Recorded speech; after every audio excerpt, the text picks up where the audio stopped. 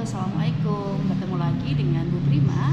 Kali ini Bu Prima akan menjelaskan tentang bagaimana karakteristik pembelajar BIPA dan kita harus memahami siapa mereka ini, siapa pembelajar BIPA dan apa yang mempengaruhi pembelajar BIPA. Nah, jadi topik untuk hari ini adalah kita akan mengupas tuntas tentang pembelajar BIPA. Bagaimana karakteristik mereka, dan ini penting bagi teman-teman sebagai calon pengajar BIPA karena dengan memahami karakteristik pembelajar BIPA, teman-teman akan bisa mendesain pembelajaran dan melaksanakan pembelajaran serta mengevaluasi pembelajaran BIPA dengan tepat. Oke, kita mulai. Jadi yang pertama, apa itu pembelajar BIPA atau siapa pembelajar BIPA? Jadi pembelajar BIPA adalah penutur asing yang mempelajari bahasa Indonesia. Mereka memiliki latar belakang bahasa dan budaya yang berbeda dan tujuannya ini beragam. Jadi pembelajar BIPA belajar bahasa dan budaya Indonesia, mereka itu punya tujuan yang beragam. Nah, fokus pembelajaran BIPA ini meliputi aspek kebahasaan serta pemahaman budaya Indonesia. Mengapa? Karena dengan memahami budaya Indonesia, mereka mampu mempraktikkan bahasa Indonesia, mereka mampu berbahasa, mampu berkomunikasi dengan masyarakat Indonesia sesuai konteks budaya yang ada di masyarakat Indonesia. Kemudian jenis-jenis pembelajar BIPA itu ada pembelajar akademik, yakni mahasiswa asing yang mempelajari BIPA untuk keperluan studi dan penelitian akademik di Indonesia. Nah, ini misalnya pembelajar BIPA yang mendapat beasiswa KNB ya. Nah, mereka biasanya akan melanjutkan studi pasca sarjana di Indonesia ataupun peneliti-peneliti asing yang ingin melakukan penelitian di Indonesia, maka mereka mempelajari BIPA ya, bahasa dan budaya Indonesia dalam rangka penelitian gitu. Kemudian ada pembelajar wisatawan. Wisatawan yang mempelajari dasar-dasar bahasa untuk interaksi sosial dan perjalanan di Indonesia. Jadi kalau wisatawan mereka akan pergi berwisata di Indonesia. Nah, mereka juga perlu tahu bagaimana bahasa atau kebiasaan budaya masyarakat Indonesia yang nantinya digunakan untuk tujuan berwisata di Indonesia. Kemudian ada juga pembelajar profesional. Yang ketiga ya, pembelajar profesional. Jadi pembelajar profesional ini adalah pekerja asing yang memerlukan BIPA untuk komunikasi profesional dan sehari-hari di lingkungan kerja. Jadi yang ketiga ini, pembelajar profesional ini belajar bahasa dan budaya Indonesia untuk kepentingan profesi mereka, karena mereka memiliki profesi atau pekerjaan yang menuntut mereka berinteraksi dengan orang Indonesia, sehingga perlu memahami bahasa dan budaya mereka. Kemudian yang keempat adalah pembelajar hobi dan budaya. Nah, ini adalah pembelajar BIPA yang memiliki ketertarikan pada budaya Indonesia dan mempelajari bahasa Indonesia sebagai bagian dari minat mereka. Jadi memang ada tipikal orang-orang yang memiliki hobi belajar bahasa atau budaya asing. Nah, ini termasuk pembelajar hobi dan budaya. Kemudian pembelajar BIPA itu berasal dari berbagai negara dan budaya. Nah, program BIPA ini menjangkau banyak sekali negara, kurang lebih dari 45 negara di seluruh dunia, dan ini menciptakan komunitas global ya. Banyak komunitas global yang beragam, memiliki beragam budaya, tapi satu tujuan sama, yakni apa? Menguasai bahasa Indonesia, memahami budaya Indonesia, begitu ya. Kemudian kita akan membahas lalu secara umum Bu, bagaimana karakteristik umum pembelajar BIPA. Nah, secara umum karakteristik pembelajar BIPA itu yang pertama, target pembelajaran jelas. Jadi pembelajar BIPA ini memiliki sasaran hasil pembelajaran yang spesifik dan terukur, jelas ya, baik untuk keperluan akademik, profesional maupun personal. Jadi ada juga pembelajar yang misalnya seperti tadi, oh saya ingin melakukan penelitian, oh saya ingin untuk berwisata, oh saya ingin untuk studi lanjut, oh saya ingin untuk bekerja, untuk bisnis dan seterusnya. Maka mereka tujuannya jelas dan mereka punya level-level ya, sesuai kompetensi mereka punya level-level yang di BIPA sudah kita bahas sebelumnya. BIPA itu ada level 1 sampai level 7, sehingga masing-masing level itu punya kompetensi goals ya, punya target kompetensi yang jelas pada masing-masing. Kemudian gaya belajarnya itu beragam. Karena mengapa? Karena mereka itu punya latar belakang budaya yang berbeda, ya. Mereka punya latar belakang budaya, latar belakang bahasa yang berbeda dari bahasa Indonesia, dari budaya Indonesia. Nah, ini membuat pembelajaran BIPA itu menjadi unik karena kelas BIPA itu berkumpulnya beragam bahasa dan budaya untuk belajar bahasa dan budaya Indonesia. Kemudian tingkat pendidikan tinggi, umumnya pembelajar BIPA ini memiliki latar belakang pendidikan yang baik sehingga mampu menangkap konsep kebahasaan dengan relatif cepat. Nah, ini umumnya untuk pembelajar dewasa ya. Nah, kita kan sudah belajar ya, untuk jenis-jenis pembelajarnya kan ada banyak ya, termasuk pembelajar dewasa. Pada umumnya pembelajar dewasa ini sehingga mereka tidak benar-benar dari nol, tapi mereka maksudnya secara bekal ya, oke.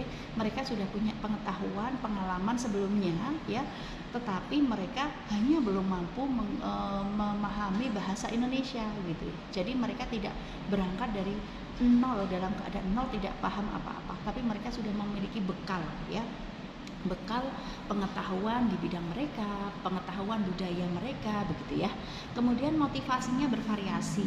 Nah, mereka ini memiliki motivasi belajar yang sangat beragam, mulai dari kebutuhan yang sangat praktis sampai kepentingan yang sangat akademis serta apresiasi budaya. Tadi kan Bu Prima sudah menyampaikan ya bahwa tujuan mereka itu beragam, sehingga motivasinya ini beda-beda. Ada yang benar-benar pokoknya saya bisa ngomong, saya nggak bisa tata bahasa nggak apa-apa, tapi ada juga yang saya mau tata bahasanya bagus, saya mau memahami bidang area tertentu begitu ya, bidang keahlian tertentu, nah untuk penelitian atau semacamnya. Nah, ini membuat kelas BIPA, pembelajar BIPA ini menjadi unik ya. Pembelajaran BIPA ini unik karena benar-benar custom ya. Kita tidak bisa memprediksi kita akan punya kelas BIPA seperti apa ya, karena kita akan menghadapi orang yang berbeda, bekal yang berbeda, budaya berbeda, bahasa berbeda begitu ya. Nah, ini membuat pembelajaran BIPA ini memiliki tantangan yang seru ya. Jadi bagi teman-teman yang suka tantangan, cocok banget di BIPA. Oke, kemudian faktor-faktor yang mempengaruhi pembelajaran BIPA. Nah, ini ada faktor internal, faktor eksternal, dan faktor kontekstual. Yang pertama, pembelajaran BIPA itu dipengaruhi faktor internal. Apa itu faktor internal? Faktor internal itu faktor yang berasal dari dalam pembelajar ya. Apa itu motivasi belajar? Bagaimana motivasi mereka? Apa motivasi mereka? Sebesar apa motivasi mereka? Ini tentu menjadi faktor internal yang berpengaruh dalam pembelajaran BIPA. Kemudian latar belakang bahasa ibu. Bagaimana latar belakang bahasa ibu mereka? Apakah dekat ya dengan bahasa Indonesia? Misalnya pembelajar yang dari Malaysia ya, misalnya mereka menggunakan bahasa Melayu, maka bahasa Melayu dekat ya, masih satu rumpun dengan bahasa Indonesia. Mereka akan relatif lebih mudah belajar bahasa Indonesia.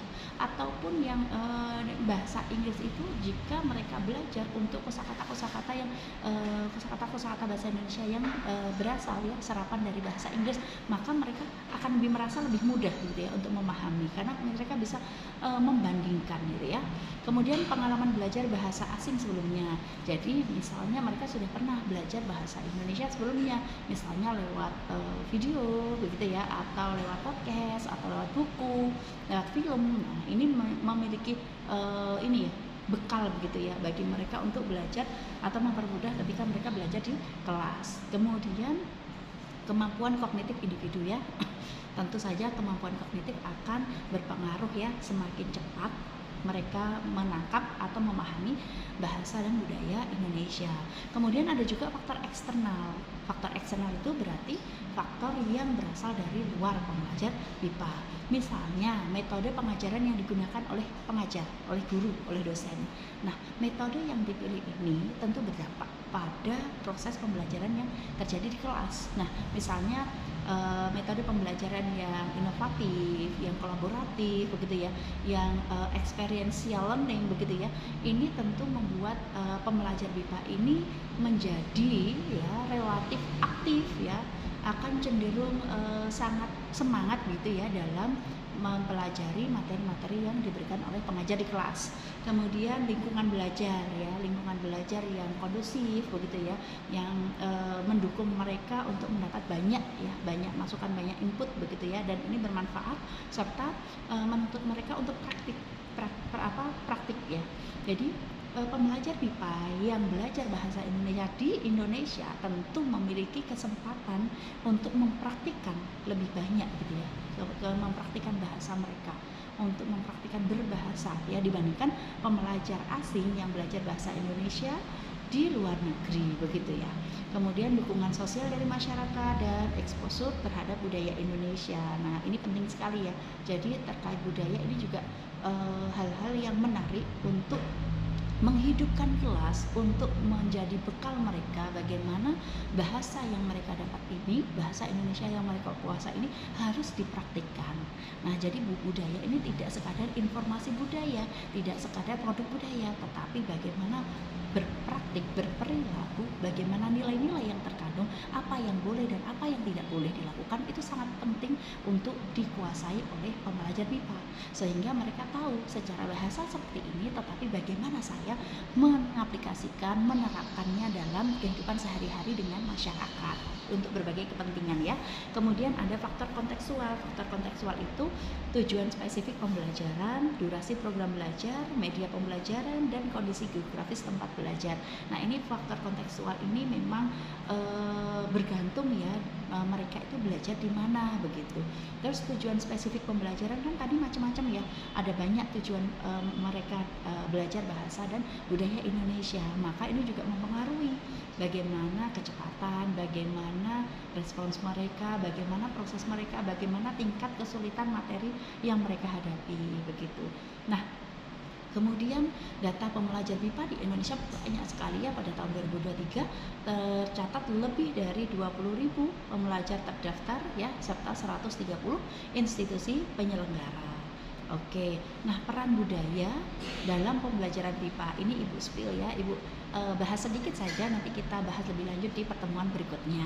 Nah, peran budaya ini juga penting. Mengapa? Tadi Ibu sudah menyampaikan berkali-kali bahwa pembelajar BIPA yang datang ke Indonesia ataupun pembelajar BIPA yang belajar bahasa dan budaya Indonesia, mereka tidak cukup dengan bahasa saja, tidak cukup tahu grammar saja, tata bahasa saja, tidak cukup tahu kosakata saja, tetapi mereka juga perlu memahami budaya Indonesia sehingga mereka dapat mempraktikkan dengan tepat, mereka dapat memproduksi tuturan dengan tepat, mereka dapat merespons ya apa yang dituturkan oleh masyarakat sekitarnya dengan tepat gitu.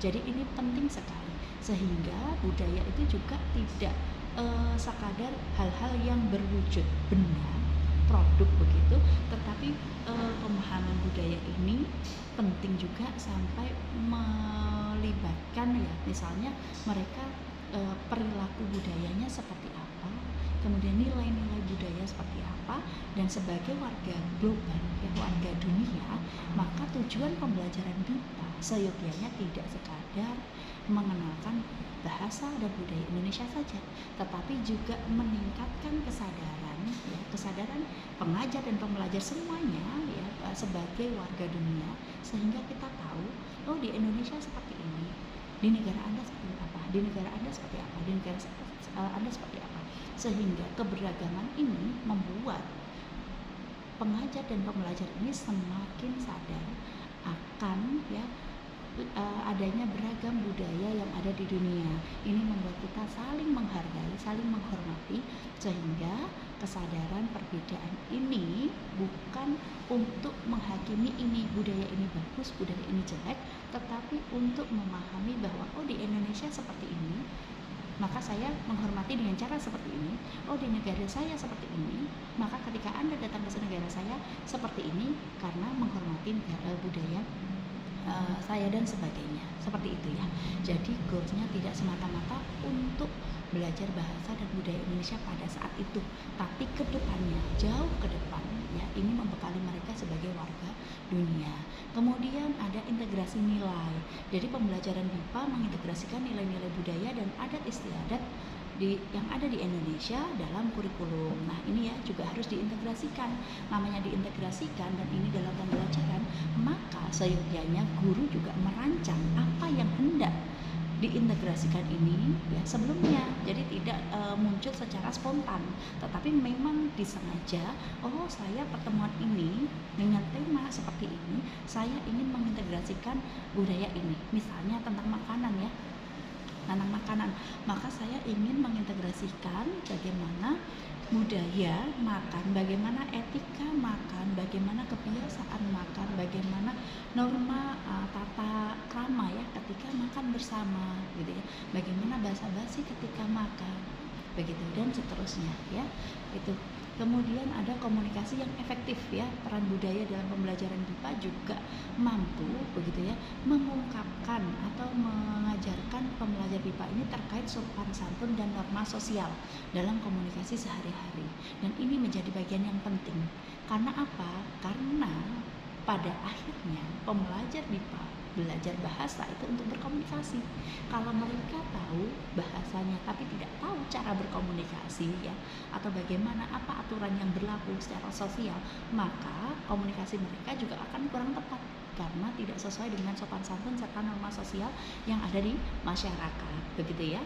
Oke, tantangan dalam pembelajaran BIPA itu ada banyak sekali ya, tapi jangan takut, justru kita harus semangat dan kita harus memahami sebelumnya sehingga kita bisa mempersiapkan diri untuk menjadi pengajar yang sesuai dengan apa yang dibutuhkan di kelas kita.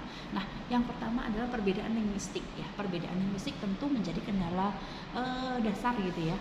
Jadi misalnya latar belakang kita bahasa Indonesia, latar belakang bahasa pembelajarnya adalah bahasa Inggris.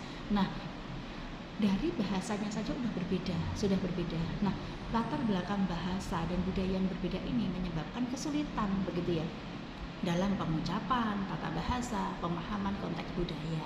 Nah, Bu, apakah ini hanya kita anggap sebagai tantangan saja? Tentu tidak. Maka banyak solusi yang bisa kita lakukan ya. Kita bisa mengemas pembelajaran kita dengan menggunakan pendekatan plurilingual ya. Jadi kita dengan memahami background bahasa mereka, kita bisa memanfaatkan itu.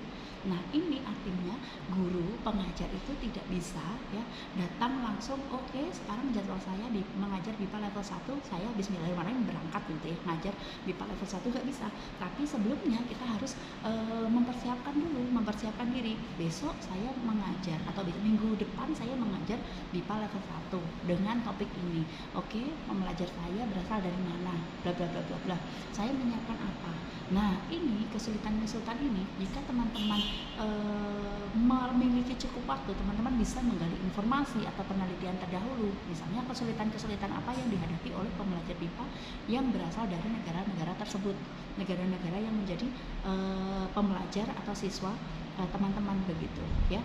Dengan mempelajari ini jadi materinya lebih cukup gitu ya dan lebih sesuai. Kemudian keberagaman tujuan tadi itu juga menjadi tantangan serta keterbatasan sumber ya gitu. Kemudian strateginya menggunakan pendekatan komunikatif, media digital dan budaya serta pengembangan pengajar gitu ya. Terima kasih, sampai jumpa.